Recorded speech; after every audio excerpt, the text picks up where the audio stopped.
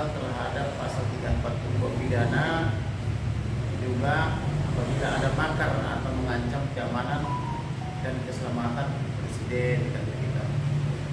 Jadi kalau kita bicara sebuah teori, memang Pancasila berdasar 5 undang-undang perda dan seterusnya itu memang 245 merupakan yang tertinggi daripada undang-undang. Artinya undang-undang tidak mengatur masih bisa pidana, tetapi di dalam konstitusi sudah ada tentang jaminan hak hidup.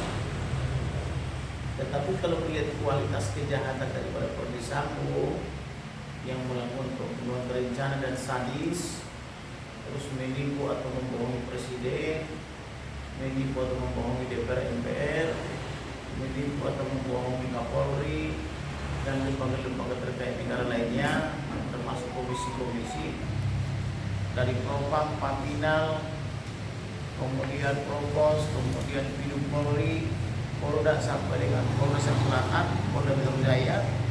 Memang dia sudah pantas dihukum mati karena ini sangat jahat dan sangat berbahaya.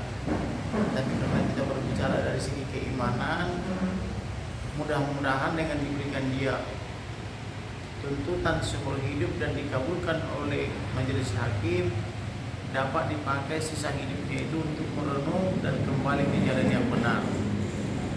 Namun keprihatinan juga kepada kita karena BC atau Putri Chandrawati, Kuat Ma'ruf dan Ricky Rijal sebagai otak daripada pembunuhan ini, yang pura-pura lupa, pura-pura tidak tahu, padahal dia memerankan perencanaan itu semua, justru hanya dituntut 8 tahun karena uangnya banyak, uang hasil dari kejahatan-kejahatan atau dengan white collar crime.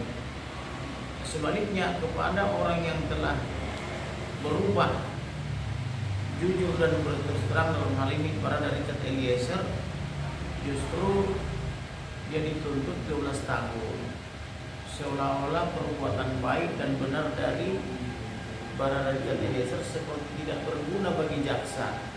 Ini yang membuat mak-mak setanah air protes dan marah-marah sepanjang beberapa hari ini, karena mereka tidak terima hukuman BC lebih ringan daripada hukuman atau tuntutan maksudnya ya, daripada para Richard Eliezer.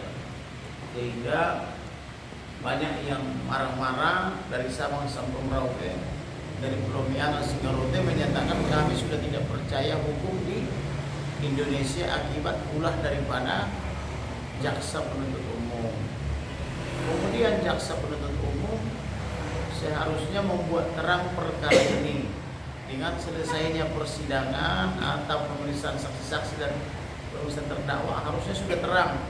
Tetapi jaksa justru membuat kegelapan baru, yaitu membuat umpan lambung berupa pernyataan di dalam tuntutannya yang menyatakan adanya perselingkuhan. Padahal gosip atau isu perselingkuhan itu hampir tidak ada di dalam fakta persidangan, baik keterangan saksi, surat maupun rekaman elektronik. Yang terucap di persidangan justru adalah dugaan pemerkosaan yang tidak dilaporkan lagi, selain dilaporkan di Duren 3 Jakarta Selatan yang sudah di SP3 dan percobaan pembunuhan oleh almarhum kepada BC juga sudah di SP3. Tetapi mereka memindahkannya ke tanggal 4 di Magelang. Kemudian karena bisa saya petahkan lagi diganti menjadi tanggal 7. Artinya isu-isu atau gosip-gosip pemerkosaan lah yang muncul di persidangan. Tetapi ajaibnya jaksa justru bisa membuat gosip baru. Bang, jadi Bang, harapan kita Bang pada majelis hakim Bang terkait dengan keputusan. Harapan kita majelis hakim sebagai wakil Tuhan sesuai kelahirannya dipikir dan berdasarkan Indonesia dapat secara bijaksana, tegas dan lugas untuk menjatuhkan vonis atau putusan yang tepat dan benar agar tercapai kepastian hukum, keadilan dan kemanfaatannya, yaitu dengan cara memberi putusan, bisa juga dengan cara memutuskan ultra petita. Ultra petita itu maksudnya lebih berat daripada tuntutan jaksa, khususnya kepada PC, Kuat Ma'ruf dan Ricky Rijal, dan memberikan jauh lebih ringan kepada Richard Eliezer. Kira-kira begitu. Berarti intinya kita meminta agar Sambo dihukum mati nih Bang. Kalau dari segi kualitas kejahatannya, memang dia layak hukuman mati karena telah menipu Presiden, DPR, MPR, dan lembaga-lembaga terkait lainnya, termasuk menyeret begitu banyak anggotanya yang di PTDH atau dipecat, ada yang dipaksus, ada yang demosi dan sebagainya. Artinya nih, kalau hakim memberikan putusan tetap seumur hidup, biarlah itu dimanfaatkan untuk merenung kembali ke jalan yang benar. Namun untuk Barada Eliezer sendiri kita Kalau Barada Eliezer, kami prihatin kenapa dia terlalu berat, sedangkan dia telah